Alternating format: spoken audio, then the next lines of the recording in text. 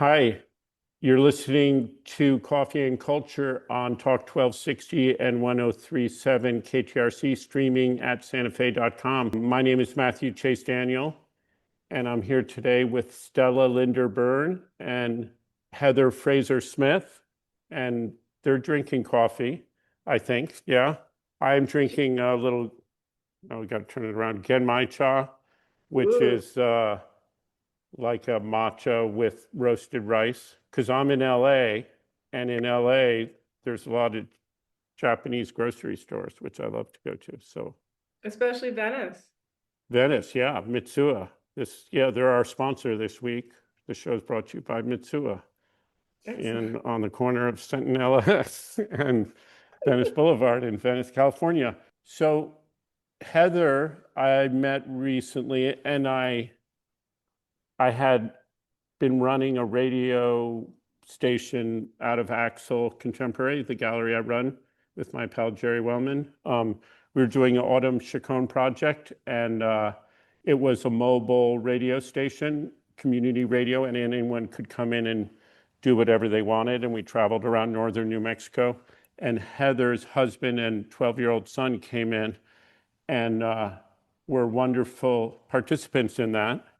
And then later I met Heather, who is starting a new project called H+H on Canyon Road, a nonprofit art space. And then Heather's husband and son also host a radio show on the Madrid community radio, low power FM, KMRD, which the co-founder and manager and general knowledge holder, impresario, is Stella, who is here today. And so it's this little Love. circle of love. Yeah. And we're here on, what is it called? What's the name of our dating site? Harmony.com, eHarmony. Yeah, we're here on eHarmony live using Zoom actually. So blah, blah, blah. Welcome, both of you. Thank you. Thank you, Matthew. We're happy to be here. Yeah. So Stella, KMRD low power is, I'm reading now, freeform, volunteer run, commercial free, listener supported, low power FM community radio station that's been broadcasting in Madrid since 2015. So it's been 10 years. Yeah, we celebrated a decade this last summer, which was pretty wild. It was a blowout. It was insanely cool. You had a big party in the Madrid ballpark, right? And yeah, you wrote to me. I was looking up your email today to send you the Zoom links. And I was like, oh, we've already been in communication. I couldn't come that day with Axel, but. There were 3 stages, 3 different venues where artists, is that correct? Yeah, two stages. We had 10 bands. We had vendors and food and It felt like 3 activities. stages. It felt like 3 stages. It went very smoothly. Yeah. And there was the beautiful KMRD merch with a dinosaur, which I love the confluence of the dinosaur with the radio signal. It's just, it worked. Which was really spontaneous. Mm. Weston McDowell drew the design and like stuffed it under the door of the radio station. So perfect. What about this for the nice your shirt? So yeah. He's a good guy. I like his music, Weston. Yeah. At times a radio DJ on KMRD. Yeah. And Madrid's an unusual kind of town in the world, and in New Mexico. It sort of epitomizes a lot of sort of New Mexico history of the last 50 years, it seems like to me. And how long have you been there, since 2015 or longer? Or? Been here since 2012. Uh-huh. And what drew you to a place like Madrid? I grew up in a city, and then I learned about living in a small town in college and wanted to do that some more. Wasn't done. And things kind of just lined up. Did you land here totally happenstancely, or did you, Yeah. like you just were pulling through town, or what happened? Yeah, I gave friends a ride from Albuquerque to Santa Fe and dropped them off in Santa Fe, drove back through, called the number on a for rent sign in a window. So, it's like it sort of lined up. All these things kind of lined up in ways that I don't think feel like fall into your lap. But the Local Community Radio Act was signed into law at the beginning of 2011. Yes. And what is that act? What does it That it say? has a bunch of stuff in it, but one of the things it does is make more room on the FM band for community radio stations that are low power. And it can make more room because they're low power. Tell me, you were saying before we started recording what it's under 100 watts and the tower can't be any more than 30 meters above the average local terrain. Yeah, but you can be higher, which our tower is. I'm gesturing to it out my window here. Uh-huh. But our tower is way higher, so proportionately, we only broadcast at 35 watts Oh, because we're way up on the hill to get nice line of sight. and where do you reach to? It depends mostly on terrain. I was gonna say in Santa Fe, Matthew, you can get it on your station intermittently, and I will sometimes pull my car over on the side of the road to listen to the radio station. And my kids ask me constantly, why are we listening to the scratchy radio station, Mom? I'm like, because it's 96.9, you guys, obviously, right? So it's worth the scratch. We can get us at the ski area in Santa Fe, Uh-huh. but pretty good I drove to El Dorado last night. Pretty good in El Dorado, not right in the village of Galisteo, down in the Correct. basin there. Right. And hardly any distance to the south. It's like Right. It's the mountains. Right. I live in Arroyo Hondo, which is off of Las Vegas Highway. So I might be able to get it because I look out that way You might across the basin. Yeah. get it very close to there if you can't get it right there. And the number is, what'd you say, 96? Say it again. 96.9? I Okay. do see it online too. But what's really exciting to me about radio is who is in the contour of the broadcast range. Yeah, So, talk about that because it's like it's your thing is growing and radio is being supplanted in some ways by the internet and streaming and other things in other realms. And just so what is that balance and thought on your part? That's a great question. I mean, I think that radio as an industry has been grappling with this question for a long time. And like what we see overall is that people do listen to the radio in their cars still. That's what like the studies will tell you about listenership in radio. And why do you think that is, as opposed to it is also just so easy to pull up your Spotify account and have that stream in your car? What is it about traveling through the landscape? But there is something. It's like magnetic. But I kind of think that people like the challenge. Let me see if I can think about how to say this. The challenges of that everything is on demand and people seek out what they want. That I think that actually like has a little bit of a like boomerang back to that it is such a relief to listen to things that to be served up. Yeah. What you don't know that you want. Exactly. Yeah. And that like, I mean, one of my favorite things about the station is hearing from people who don't like a show. It's like, oh, but you listened to it and you thought about why you didn't like it. And because tiny community in a tiny radio station, they might have the opportunity to say that to the person who is on the air and be in dialogue. It makes it so much less one directional than media generally is. And I think that people, I mean, I've been thinking about this with sort of like AI art too, is that I think that there's a real, not to be like Pollyanna-ish, but I think there's a real opportunity to like revalue the handmade. Yeah.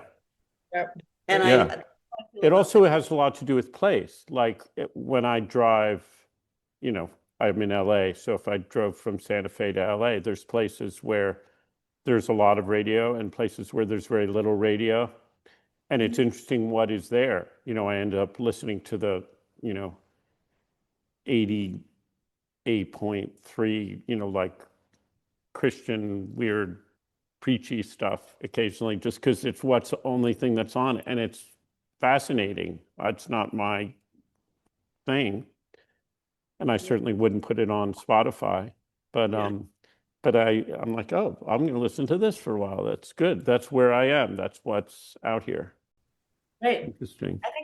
I've been thinking also about the term the media landscape, kind of as we think about what's happening to public media, Mm-hmm. and where does low power fit into that? Yeah. We're not Wait, you dropped out for a sec. Say that again. we're not publicly funded. Right. We have to go to a break. We'll be right back. I'm Matthew Chase Daniel talking with Stella, Linder, Byrne, and Heather Frazar-Smith. Hi, you're back listening to Coffee and Culture. We're on Talk 1260 and 103.7 KTRC and streaming at santafe.com. Podcasts of this and other shows that have been broadcast are available on my website, which is chasedaniel.com, or on Spotify and Amazon and all those big name things. If you look up Coffee and Culture with Matthew Chase Daniel, I host every other week. The other weeks are hosted by Talia Puria and Richard Eads on alternative other weeks. I'm talking with Heather Frazar-Smith and Stella Linder Byrne. We're talking about radio and landscape and the media landscape and the defunding of the disappearing public funding for public radio, and how the low power FM and what Stella is doing is yet another alternative to that. So are you saying that you're outside of that loop of public funding? Like you're not affected by that? Is that right? Oh, we'll be affected, but not directly. Okay. It's Well, not, it's not like it's not a part of our budget to right. receive That's what I public meant. funding. Of course, everyone is affected by Right. it. But in all these interesting ways, like it's still changing what's going to happen with music licensing. We have, we're a participant in a group by, we're a member of the National Federation of Community Broadcasters. Will they receive some funding or not? There's tethers. There's tethers. Yeah. But I think it's, there was an article recently about, I think the title was like too small to mess with or something like that, about low power stations. It's and like I think ants. but I also think it's, it's Rabbi whoever's poem, first they came for, like, none of us are safe. And also it made me it was my perception of that piece of journalism that there was sort of a, publicly funded NPR stations versus like the dinky low power things. And I think that and like, of course, we're not concerned with like losing millions of dollars in funding, because we don't have millions of dollars in funding. We have nothing. And right. we're not concerned with ratings, because we don't have to be for funding. And we're not concerned with ratings like a commercial station would be, because we don't have to for advertisers. And we're not concerned with ratings because that is counter to our mission, character, and purpose. But so I don't think like low power FM is going to like rise to fill a void of public stations that could disappear. But I think that's kind of besides the point. I think that the point is like we're part of a media landscape. And I'm thinking about that as you're talking about driving through the desert and like what is the changing landscape, the physical landscape, media landscape. I'm thinking about you listening to it as it gets crackly in town. Yeah, right. And what are these like sonic things and community things that are tied to place? And hanging on to that last word that you can hear before you head into like a pool of non-KMRD listenability. It's essentially like you're going in and out of it, and it's kind of it's an interesting experience to realize that you want to keep listening, and you'll tune back in because you can't hear it all the time. Right. So it's well, there's also ephemeral, like FM broadcasts. I found this when we were doing the Autumn Chacon Radio Tomata thing.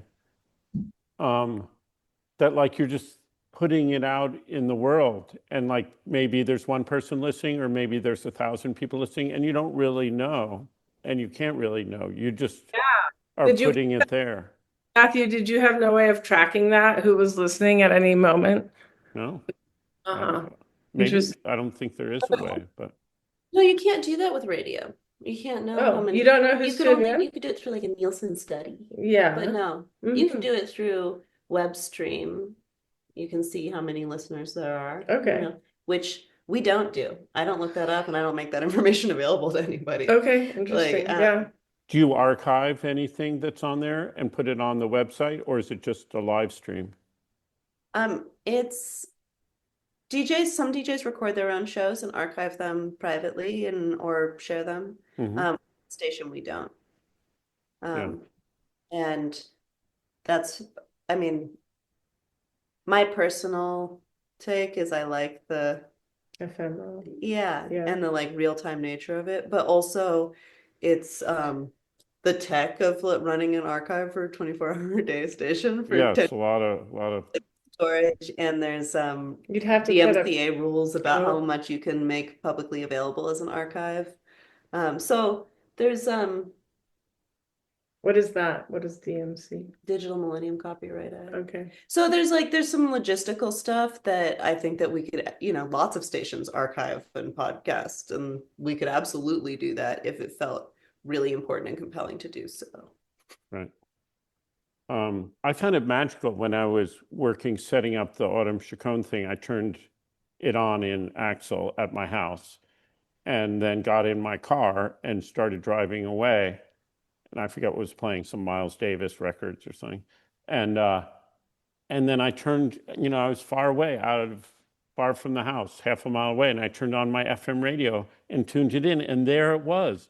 And it was just, even though I just like built this thing and it was like I knew what I was doing, it was magical. I was like, Mike, how is this possible? I'm in my car, I turned on the radio. It felt so special and real to me in a way that I didn't expect. And then when other people came in and would do their shows, and those were someone playing guitar and singing, or talking with their friend, or talking with me or Jerry, or all sorts of things, they were like, I'm on the radio. This is like serious and important. And maybe no one was listening. Who knew? Like we were in some little canyon somewhere with our bamboo antenna, broadcasting out, and, who knew? But it didn't matter, because it was for them really special. And I loved that. Yeah, and we had a example of this a few days ago, maybe last week. We were driving through Madrid with a young friend whose name was Juan Gamez, who's 21 and is just a magician on the guitar. And he got to stop into the radio station and play a bit. And Stella sort of worked some magic and made that happen. And it was so meaningful to him. He's like, I've never been on the radio before. You could just see that it gave him this incredible boost of confidence and curiosity about who was listening to it. He had his friends tune in. It became like this community thing that happened for him. He's in a band, but he had this little individual moment on the radio. Anyhow, things like that. The medium is really magical and special, as you're saying, Matthew, very felt by the people who both run the station and visit the station. Yeah. That's cool. Yeah. We have to go to break soon, but we have a minute. So maybe, Heather, you should talk a little bit about H+H. Yeah, so H+H Arts is a new nonprofit on Canyon Road. It exists in a building that's set back from Canyon Road down a little dirt alleyway. My main mission there is to foster community sharing, information sharing, memorials, art shows, this kind of thing, but basically offer an alternate space that is a non-commercial space in a sector of town that is highly commercial. Mm-hmm. and just offer an alternative space to explore the history of that place and have the people who live in and around there um, get to cross-pollinate essentially. So that's the goal. Yeah. Yeah. Well, we're going to go to a break. We'll talk more about it when we get back. Great. You're listening to, what are we? Coffee and Culture on Talk 1260 103.7 KTRC, streaming at santafe.com. We'll be right back. You're back listening to Coffee and Culture. I'm Matthew Chase Daniel, talking to Stella, Linder, Byrne, and Heather Frazar-Smith. We were just starting to talk about H+H Arts, which is at 662.5 Canyon Road. It's if you know where the old Gormley grocery store, where what's his name, Juan and Kim, New Art Gallery is, right before, it's the last driveway before New Art. So if you're going up the hill, turn right in there. But there's no parking, so don't turn in there. Park somewhere else and walk up there. A lot of people make the mistake of turning into Gormley Lane, and that leads you to that basically to the Acequia Madre. So you got to turn before Gormley Lane. Yeah. On foot or in car. Yeah. And I went and visited you there a week or two ago, and it's beautiful, beautiful building. And I learned about what you were doing through some friends who were working with you doing this activist organization and so this is airing on Saturday. So last night, Friday, was the opening of this series of things that the Apparatus Collective is putting together. Yeah. And people can learn more about all of that, this project called Creative Disobedience. And if you go to apparatuscollective.net, it describes a lot of it. And it's a series of performances and workshops and sort of information sharing on art and activism in our turbulent time. Yeah, and thank you for that intro to the whole topic of what's happening there. It emerged out of a conversation that Lucy Lepard was starting to have regarding all of her collected artworks being displayed at the Vladam and at New Mexico Art Museum in downtown Santa Fe. Mm-hmm. She was in support of the idea of the show, which came out. She's donating most of her collection to the New Mexico Art Museum Museum of Art. And she was on board with the show. She wanted there to be an activist component to it, so it's not just art hanging on the wall, although that is what it is in those two museums. She wanted to find a place to do something interesting and activate the space with a collective group of people. She didn't want Lucy Lepard as like the umbrella. She wanted Lucy, like maybe inspired by Lucy's legacy of resistance art, activist art, feminist art, coming out of very active movements always. And the way her art collection came into her orbit slowly over time was through these connections with artists who at the time were enacting a version of looking at culture, looking at the way we see things, whatever the artists were doing at the time. And that's what's on the walls in these museums. So she was very interested in kind of trying to flesh out something interesting happening simultaneously, and that is what is happening at H+H. Right. She's very adamant, by the way, that it's not a collection. It was never her collection. It was a collection of artworks, but she never collected anything. She said of all those pieces she bought maybe one or two. She was just in those studios. Those were her friends. That was her world. And people gave her stuff over the years. So I don't know why she's so adamant about that. Maybe because she's adamant about that because the word collector is so elitist, you know. Yeah. And I thought it was just because she didn't have any of my work and she didn't want me to feel bad that she didn't. Oh, yeah. No, Sure I'm that was, joking. Um, yeah. uh, But so anyhow, she was saying that a lot of these works were like dusty under her bed. She didn't even remember she had them. Curators came in and really just, basically brought stuff back into her sort of visual field that hadn't been there for a long time. It was very interesting to her. So anyhow, she brought Matthew Contos and Hannah Cram into my orbit, the two of whom have started down a path of starting to think about what it would mean to, and I have this written down, I'm going to read from their own words about what apparatus their collective is. On their website, it's described as a social project emerging at the intersections of mutual aid, community organizing, and artistic intervention. And they are hoping to function in a non-hierarchical vein, meaning all collaborators brought in will be equally involved in decision making, wayfinding, and project building. And so that they are doing one of their first collaborations in H+H, sort of under the spark or inspiration of Lucy Lepard wanting to activate a space. So that's like the sort of framework in which this is happening. Axel Contemporary will be parked out front of H+H with its gorgeous current iteration of Luis Tapia's work, and you got to come see that. That's just fantastic.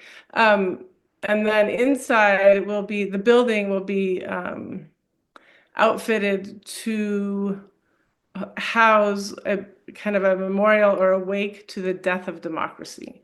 And so that is the theme. There will be wailers, criers, eulogizers, flowers, coffins, everything that would be at a normal wake, except what we're mourning is democracy. And this conception was a collaboration between Lucy and Matthew and Hannah initially, so I had nothing to do with that. I just am offering the house. But it's become a real collaboration where we're calling all folks we know. The night of the 21st, the 21st. which will be after, this will broadcast after that. So, Right, so how do we, yeah. it was a wonderful thing last night. Thank you so much for doing that. Thank you, Matthew. Yeah. But Ricardo Cate will be. You know what? Oh no. Yeah. Okay, never mind. But He- Lucy will be there doing a He'll be thing. zooming in from the hospital, though. Okay, Cate will be zooming from his hospital bed, which is incredible. good for a funeral. Totally. But Lucy will give a eulogy. Anyhow, it's hard. Right, that's the first, but there's other things happening on the Saturday, the 22nd, December 6th, December 20th.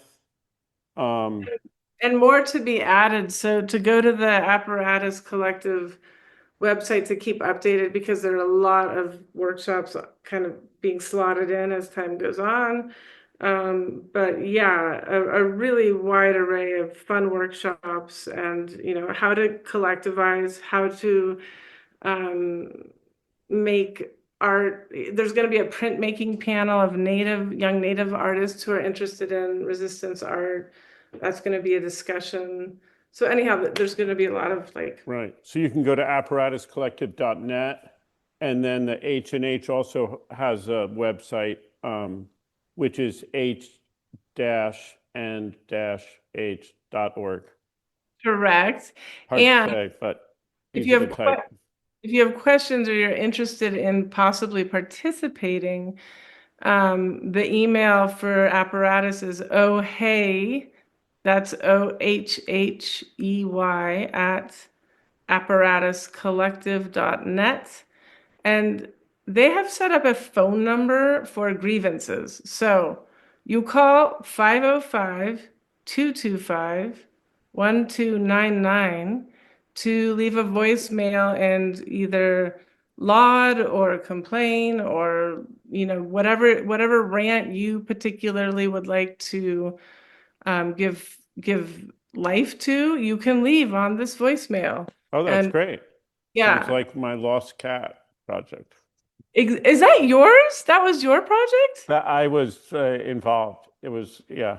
I love it. It's David Horvitz, This Dark Rainy Night, which was produced by Axel and Sight Santa Fe. He's a LA artist, and it was a project about Japanese internment camps during World War II. But the lost cat, if you called that number, there was actually an outgoing message which told a story.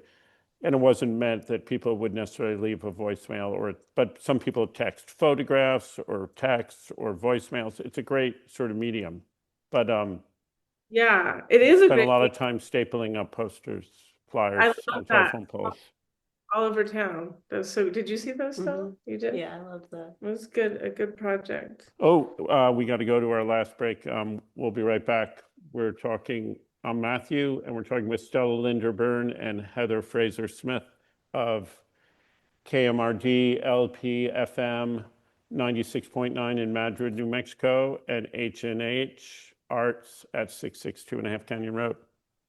You're back listening to Coffee and Culture. We're on Talk 1260 and 103.7. We're KTRC and streaming at santafe.com. Stella and Heather are here. Well, they're there. They're in Madrid. I'm in LA. Well, we're talking about upcoming things at H+H.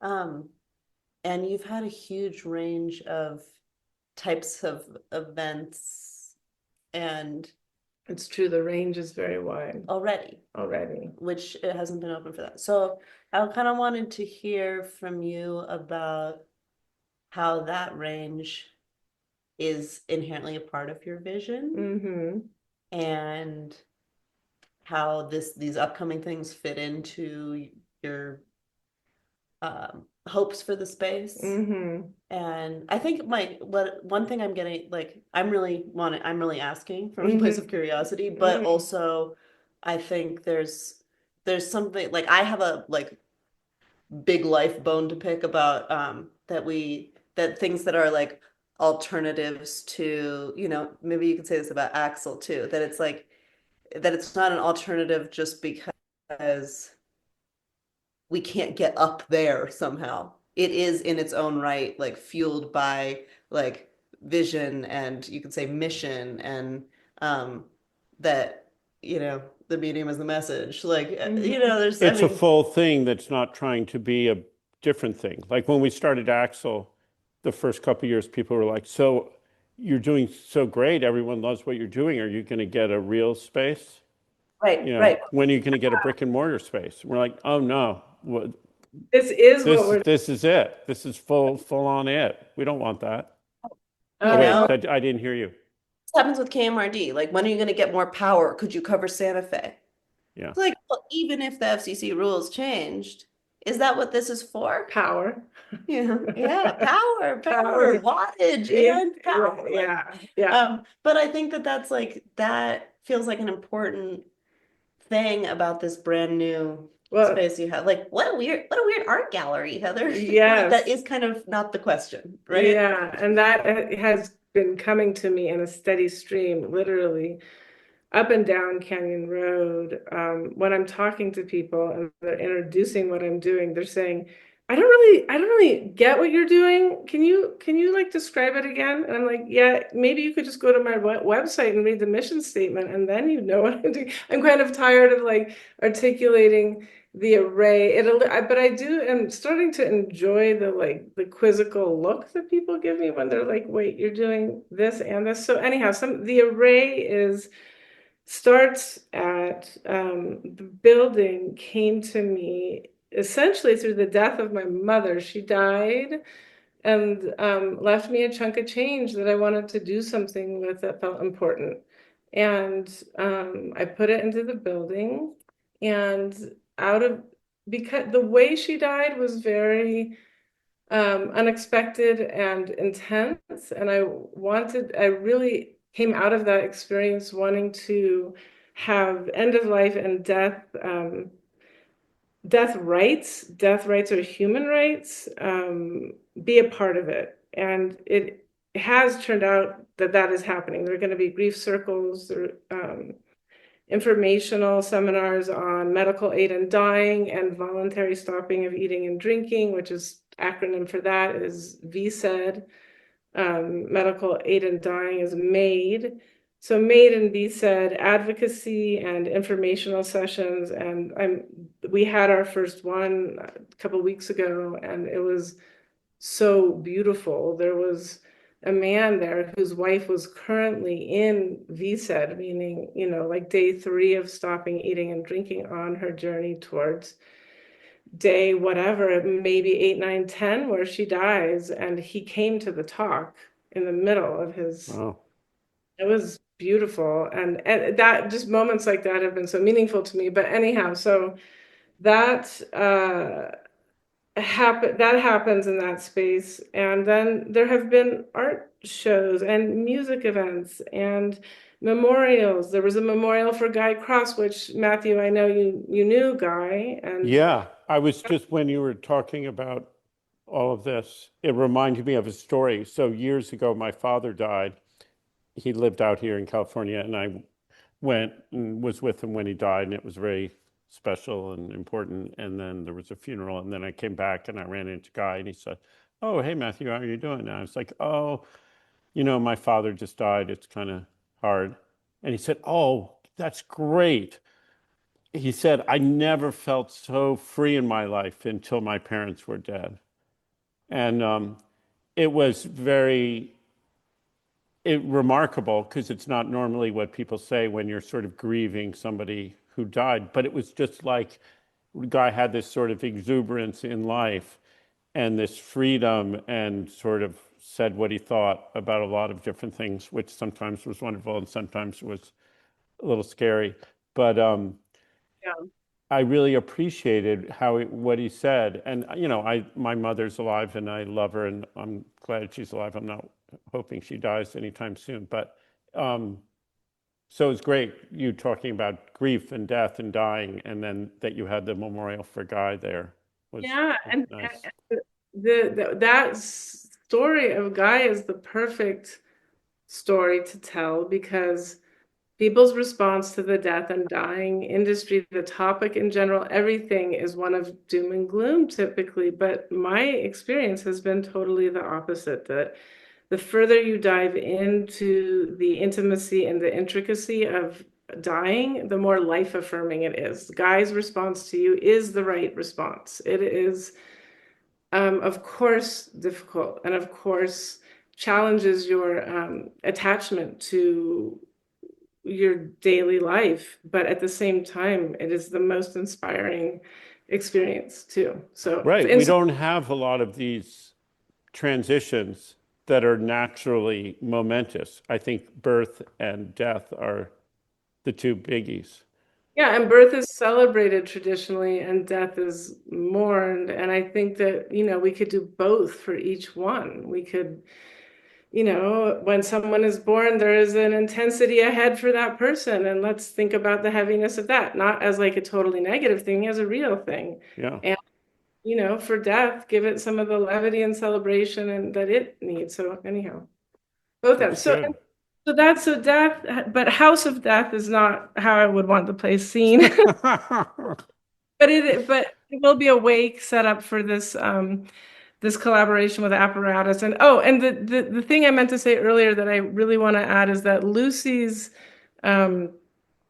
desire to activate the space is under the heading of Impact Art Lab. So she really wants the art to be active and have an impact, and that's the name for her section of that collaboration. Right. And there's also Fall of Freedom, which is That's another, yes. national organization run by Dred Scott and Castles and other people. And it's sort of all on November 21st, 22nd, things that are both the fall, like the autumn of our freedom, and it's also the death of freedom in our current political climate. So it's all these sort of activist art exhibitions, performances, talks, things happening all over the country. And they have a map, and you can go to your town and look at that. You can look them Yeah, up.